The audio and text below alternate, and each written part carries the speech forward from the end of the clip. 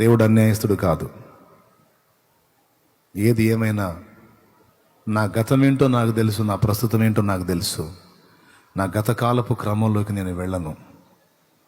నేను నయోమితో నడుస్తాను అన్నాను అంటే నయోమి దేవుడితో నడుస్తాను. ఈ మోడు బతుకుని మోడులాగే ఉంచుతాడో, ఈ మోడును చిగురింపజేస్తాడో ఆయనే చేస్తాడు అని కూడా అనుకోలా. నాకు ఒక మంచి భవిష్యత్తు ఆయనే రెడీ చేస్తాడని కూడా అనుకోలా. కష్టాల జీవితానికే ఇష్టపడి కదిలింది.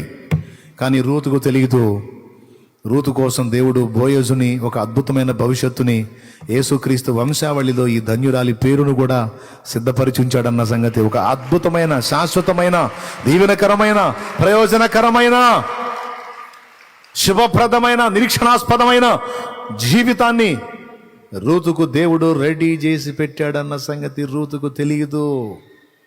నయోమికి కూడా తెలియదు. ఓర్పాకు అంతకన్నా తెలియదు. ఓర్పు లేని ఓర్ప. ఏం ఓర్ప? పేరే ఓర్ప, కానీ అంత ఓర్పు లేదు, ఏం లేదు. అంత దడ, ఆయాసం, తపన. కొంతమంది తపన పరిగెత్తారుగా.